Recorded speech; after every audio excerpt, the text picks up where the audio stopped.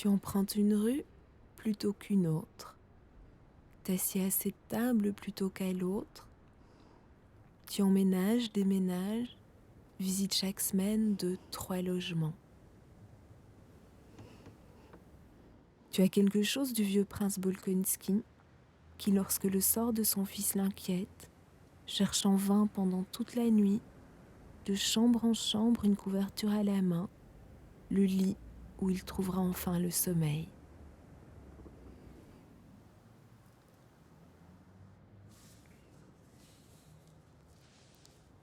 Il y a bien eu un studio où tu t'as arrêté. Un studio sur une place à côté de la gare, un logement au carrefour dans un coin plein d'hôtels où il y avait du passage. Tu l'as un peu habité, désigné, décidé d'écrire là, de déjeuner près de la fenêtre, de dormir sous le toit. Et puis, tu t'es allongé, tu as vu les poutres au-dessus de ta tête. Tu as développé l'obsession des poutres au plafond. Tu t'es dit, elles sont lourdes, elles sont noires, l'air est loin, les murs me gênent.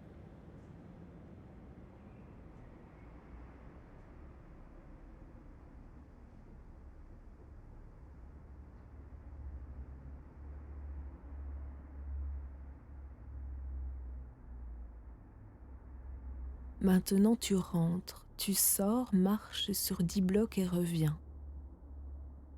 Tu sillonnes la ville de haut en bas, uptown, downtown, east, west.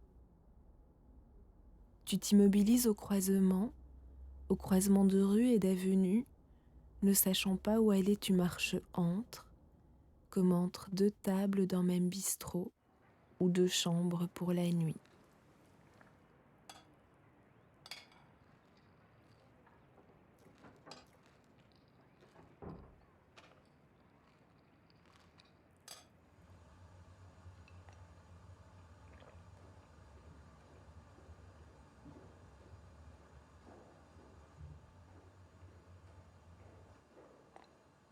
Tu dors sur les canapés d'amis accueillants, sous l'eau de temps en temps habitent chez les autres.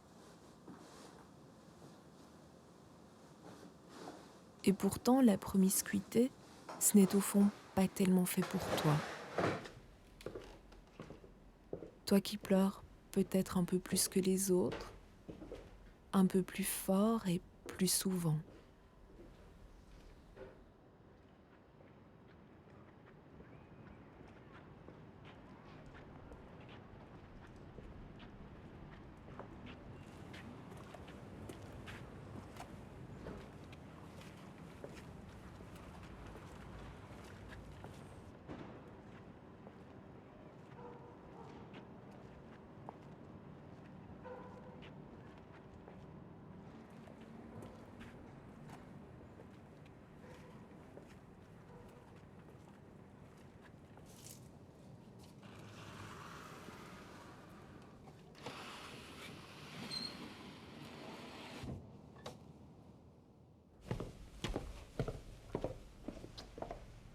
Ça t'oblige à faire du bruit pour ne pas être entendu. Faire couler l'eau du bain, mettre la radio ou pleurer en silence, la tête sous l'oreiller, séparée par une mince cloison du lit d'où l'autre t'entend.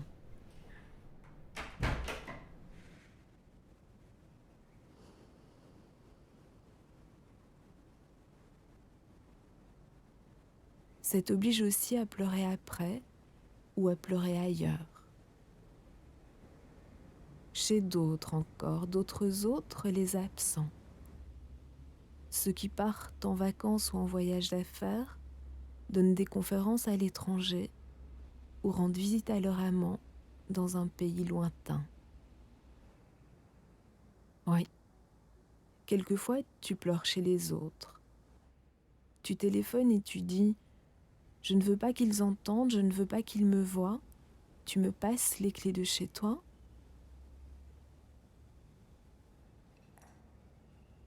En échange, tu nettoies, tu aspires un petit peu ou déposes des pralines sur la table à cuisine.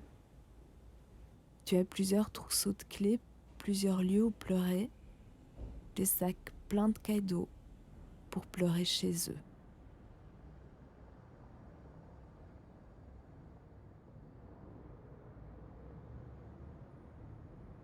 Mais de toute façon, qu'on ait un coin à soi ou qu'on n'en ait pas, en ville, pour pleurer en paix, il faut faire des kilomètres. Il faut aller loin et souvent c'est trop tard.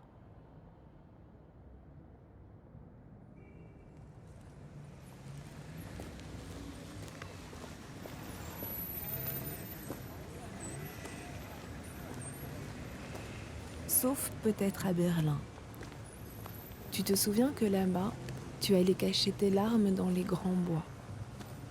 Tu prenais le métro, la Schnellbahn ligne 7, et lorsque tu descendais à Wannsee-Station, tu te trouvais parmi les bouleaux et les pins et pleurais tout en dessous, loin des immeubles que tu apercevais entassés dans le fond.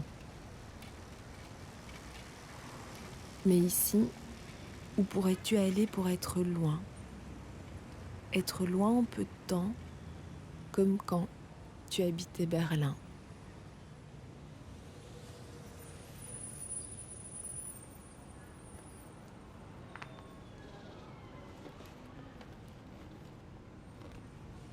Au milieu de grands buildings de verre où pleurer, à l'angle de la 14e avenue et de la 59e rue, il y a une foule compacte, comment passer devant le doorman de nuit, assis sur sa chaise dans l'entrée.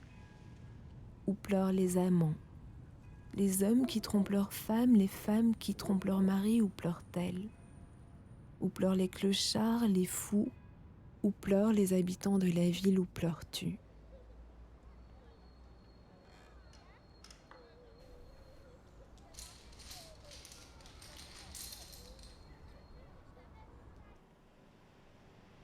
Où pleure l'homme qui fuit la femme avec qui il habite et t'embrasse au comptoir du café où vous vous êtes rencontrés. Quand vous vous séparez, vous ne saurez pas où pleurer. Vous pleurez dans vos voitures en route vers là où vous dormez et où vous ne pouvez pas faire de bruit. Dans vos voitures ou dans les escaliers, entre deux étages ou entre deux rues en passage, dans l'obscurité, contre un rustique mur de briques, le long des maisons ou bien en dedans, dans ton coin à toi, à l'intérieur de chez toi, à une certaine distance du coin aux enfants.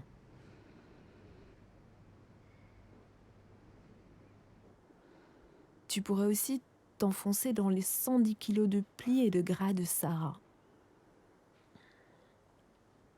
Choisir un coin sombre sous la table ou te laisser porter par le tapis roulant d'un aéroport étranger.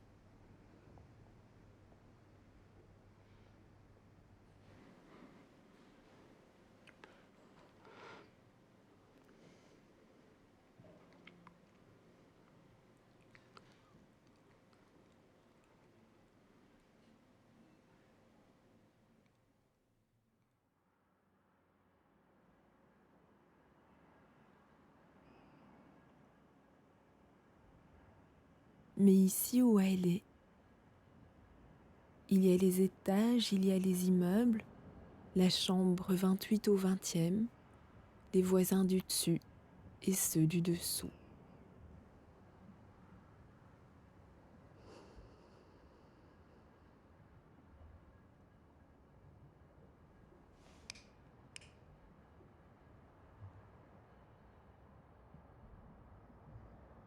On nous apprend à se retenir, à se contenir, puis un jour la période où le bruit est permis est finie, terminée.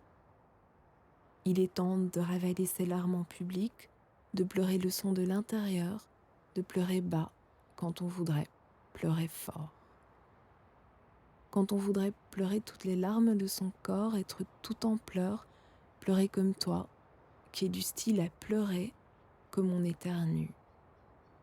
Du style à pleurer par terre, sur le ventre, sur le sol, Tu as besoin de te coucher, de toucher le plancher, mais ton plancher à toi, c'est son plafond à lui. Tu voudrais que tes cris soient des cris d'animaux, qu'ils se fondent aux pleurs du roquet du 30e ou du gamin du 32e. Avoir le cri un peu chien ou le cri d'un bébé, avoir un cri accepté.